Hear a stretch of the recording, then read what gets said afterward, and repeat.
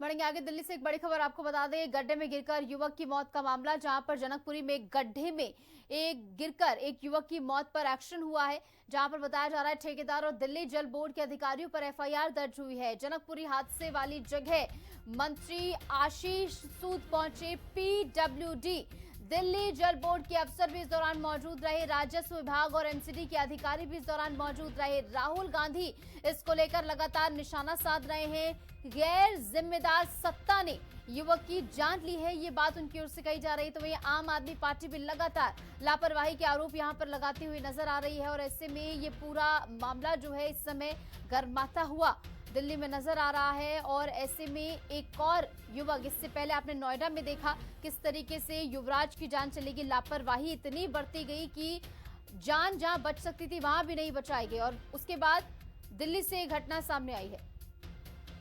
जल मंत्री ने तुरंत एक्शन लिया है। कल सुबह मेरे आने के बाद एक कमेटी का गठन हुआ था। जल मंत्री ने तुरंत एक्शन लेते हुए हमने मुख्यमंत्री जी के इंटरवेंशन के बाद उन सभी को जिनके ऊपर लथार्जी का अंदेशा था, उन सभी को सस्पेंड किया है। और इस साइट पर जो भी कमी थी उसके लिए पुलिस के माध्यम से भी जल बोर्ड और कॉन्ट्रैक्टर के खिलाफ एफआईआर दर्ज की गई है। अब इंक्वायरी में अगर जल बोर्ड के कुछ अधिकारी भी दोषी पाए जाएंगे, उन पर भी केस चलेगा। और जो कॉन्ट्रैक्टर है उसकी नेग्लिजेंस के लिए उस पर भी मुकदमा है और उनकी गिरफ्तारी भी अभी पुलिस कानूनी कार्रवाई कर ही रही है। इस बीच हमारे सहयोगी केशव मोहन मिश्रा जुड़ गए हैं। दिल्ली के जनकपुरी इलाके में ही वो मौजूद है, ग्राउंड जीरो पर, जहां पर यह हादसा हुआ है। अब केशव बताइए जरा, क्योंकि तमाम तरीके की बातें कही जा रही हैं कि वहां पर ना तो कोई बैरिकेडिंग थी, ना कोई साइन बोर्ड वहां पर लगा हुआ था।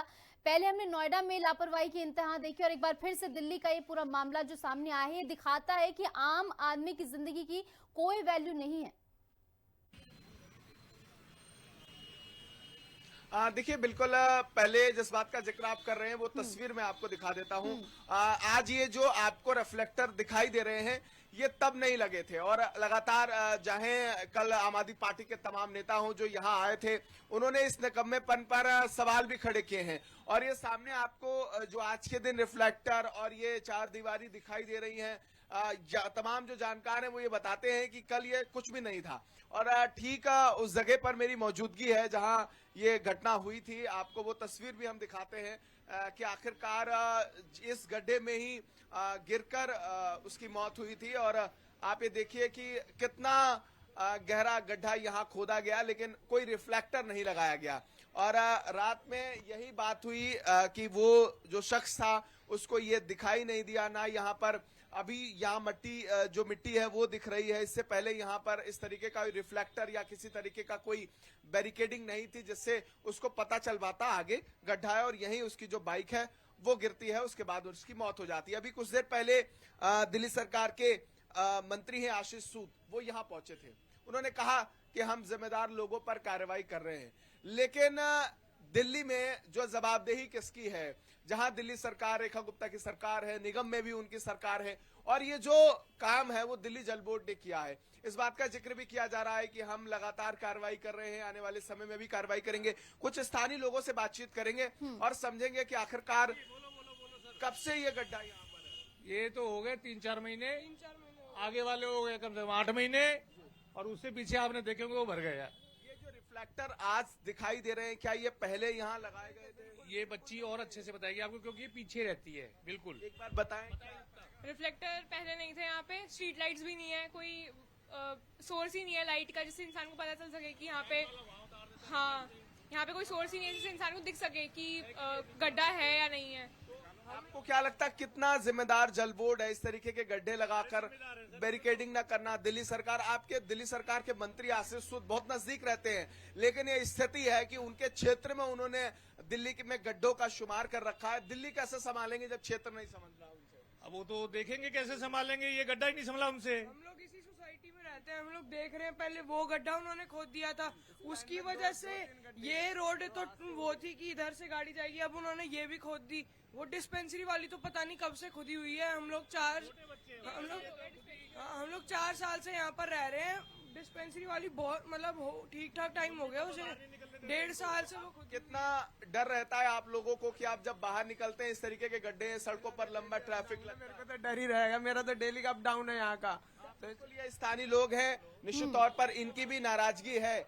लेकिन आज जो रिफ्लेक्टर लगाए गए हैं, क्या ये रिफ्लेक्टर पहले नहीं लगाए जा सकते थे, जिस बात का बिल्कुल। जिक्र लगातार हो रहा है? आशीष सूद लगातार ये कह रहे हैं कि जिम्मेदार लोगों पर हम कार्रवाई कर रहे हैं। ये कार्रवाई कब होगी? क्या इस पर आगे कदम उठाए जाएंगे कि ऐसे घटनाओं की पुनरावृत्ति ना हो? ये भी एक बड़ा सवाल है।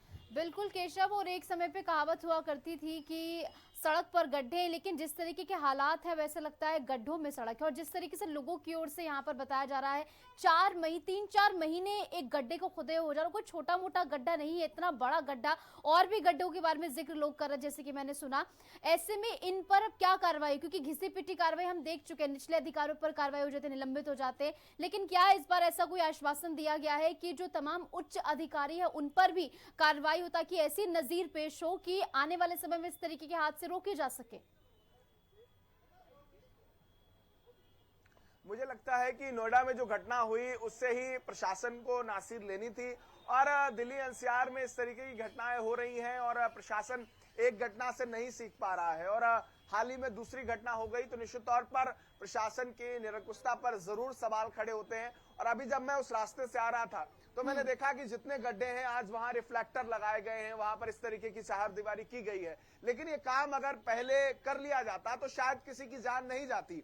क्या प्रशासन, जेई, यहाँ के जितने अधिकारी हैं, कॉन्ट्रैक्टर हैं, क्या वो किसी घटना का इंतजार करते हैं, उसके बाद ही वो कुछ सबक सीखते हैं या काम करते हैं? और ये बिल्कुल सरकार की निरंकुशता है। सवाल तमाम प्रशासन पर है, आशीष सूद की मंशा पर है कि उनके विधानसभा में सिर्फ उनके ऊपर विधानसभा की जिम्मेदारी नहीं है, वो दिल्ली सरकार में मंत्री हैं, तो उनकी जिम्मेदारी ज्यादा बनती है कि अपने क्षेत्र को बेहतर करें। और ये दिल्ली में इस तरीके के गड्ढे, ये तस्वीरें बता रही हैं कि दिल्ली जल बोर्ड सीवर की समस्या का समाधान करने के लिए इस तरीके के गड्ढे खोदता है और महीनों तक इस तरीके के गड्ढे खोदे रहते हैं, लेकिन कार्रवाई नहीं होती है। स्थानीय लोग ये कहते हैं कि हम चाहते हैं समस्या का समाधान हो, सीवर को लेकर सरकार इस तरीके की व्यवस्थाएं सुनिश्चित करे, लेकिन अगर आप सड़कें खराब करते हैं तो उनको व्यवस्थित करने की जिम्मेदारी भी उन लोगों की है। बहरहाल लगातार दिल्ली सरकार के तमाम जो जिम्मेदार लोग हैं वो ये कह रहे हैं कि हम कार्रवाई करेंगे। कॉन्ट्रैक्टर्स को लेकर कुछ लोगों को सस्पेंड भी किया गया है, कुछ जेई हैं उनको सस्पेंड किया गया है, दिल्ली जल बोर्ड के कुछ अधिकारियों को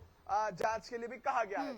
लेकिन कब कार्रवाई होगी? जब किसी की घटना होती है। और अब क्या इस पर आगे कदम होगा सरकार का, इस पर भी सबकी निगाहें बनी हुई हैं। बिल्कुल, और सवाल सबसे बड़ा यही है कि आखिर कार्रवाई के लिए हादसे का इंतजार क्यों किया जाता है। फिलहाल बहुत बहुत शुक्रिया, आप जुड़े केशव, तमाम जानकारी आपने साझा की।